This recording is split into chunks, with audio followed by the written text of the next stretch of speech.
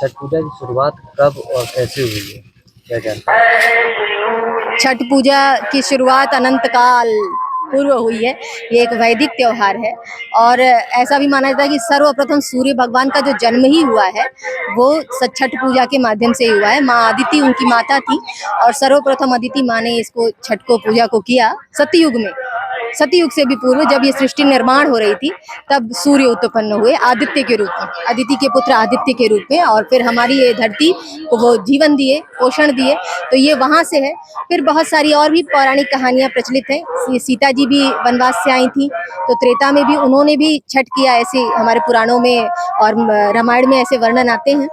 उसके उपरांत आपको महाभारत काल में द्रौपदी जी का भी वर्णन मिलता है। मतलब युगों पूर्व ये छठ की परंपरा और आदित्य पूजन की परंपरा प्रारंभ हुई थी जो अनवरत चल रही है। ये छठ मैया कौन है, सूर्य से क्या संबंध है, क्या जानकारी? जी जी जी, बहुत बहुत बड़ा ये एक प्रश्न बहुत बड़ा आपने रखा कि छठ मैया कौन है। इसमें बहुत सारे दुविधा हो जाती है लोगों को, बहुत सारी मान्यताएं हैं, लेकिन मैं उन सभी मान्यताओं से ऊपर एक बात आपसे कहती हूँ कि छठ मैया कोई और नहीं, आदि शक्ति हैं, परम ब्रह्म आदि शक्ति का रूप है, जिनके नेत्र हैं भगवान सूर्य। और सूर्य हमें देखते हैं, हमें पोषण देते हैं, हमें जीवन देते हैं, हमारे पिता हैं।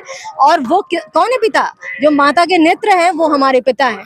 तो इस प्रकार इस भूमिका में हम उस नेत्र को अर्घ्य देते हैं कि छठी मैया की दृष्टि में आए वो अर्घ्य, और छठी मैया अर्थात आदि शक्ति परम ब्रह्म को हमारा समर्पण जाए।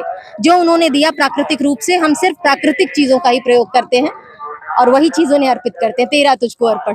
इस पर्व को छठ क्यों कहा जाता है?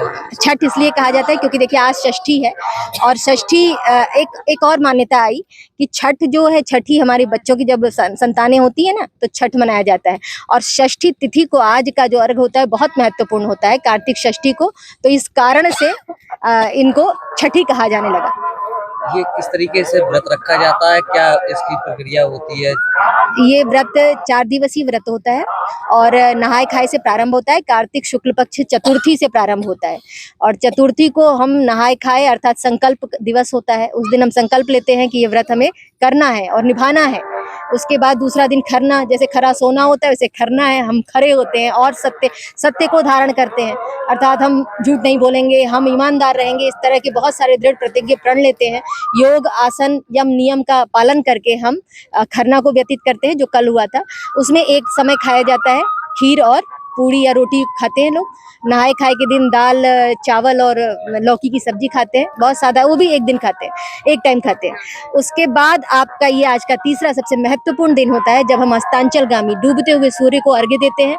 और वो परंपरा भी यहाँ से भी एक सामाजिक संदेश देती है कि हमें अपने बड़े बुजुर्गों को जो वैसी स्थिति में है, अस्तांचलगामी सूर्य की स्थिति में है, उन्हें भी हमें प्रणाम करना चाहिए। वो भी प्रणम्य है, उनका तिरस्कार नहीं होना चाहिए। ऐसी सामाजिक प्रथा के साथ हम डूबते हुए सूरज को इस आशा में प्रणाम करते हैं कि पुनः आप कल उदित होंगे और हम आपके स्वागत के लिए फिर खड़े मिलेंगे।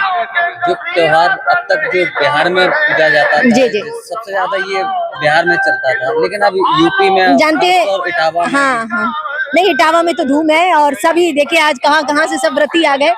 और बात यह है कि बिहार ने इसे संरक्षित किया था बीज रूप में, अन्यथा ये व्रत यहाँ का, भारत का ही नहीं, पूरी सनातनी परंपरा का था। जहाँ भी सनातनी थे, जहाँ भी धार्मिक ऐसे लोग थे तो वहाँ ये व्रत प्रचलित था। चाहे आप इंडोनेशिया कह दें, चाहे आप कहीं और कह दें, प्रत्येक स्थल पर ये व्रत प्रचलित था। और लोग अभी भी कुछ न कुछ रूप में इसे मनाते आए हैं। देखिए आप मकर संक्रांति आप मनाते हैं ना, तो वो भी तो सूर्य पूजा है। तो सूर्य पूजा किसी न किसी रूप में अभी भी प्रचलित है पूरे सनातनी समाज में और प्रत्येक वर्ग में, प्रत्येक वर्ण में, चाहे जो भी वर्ण था बहुत पुरातन जमाने का, आजकल जाति वाति में बट गया है।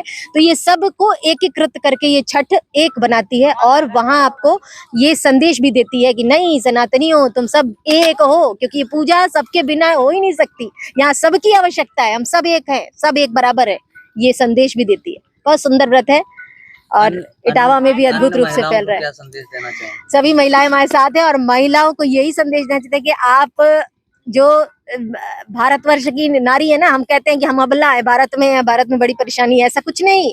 भारत ही एक ऐसा देश है जो आदि शक्ति दुर्गा परम ब्रह्म को नारी का स्वरूप दिया है। अन्यथा किसी भी धर्म जाति में देख लीजिए, प्रत्येक भगवान उनका पुरुष होता है, लेकिन हमारे यहाँ नारी भी परम ब्रह्म के रूप में मानी जाती है। तो मेरा तो यही है कि हम सब मिलकर यहाँ मिशन शक्ति क्यों चल रहा है मुझे तो ये समझ में नहीं आ रहा है। हम सब तो इतने सारे शक्तिशाली हैं, लेकिन बस वो इसलिए चल रहा है कि हमें याद दिलाए, क्योंकि हम भूल चुके हैं अपनी शक्ति।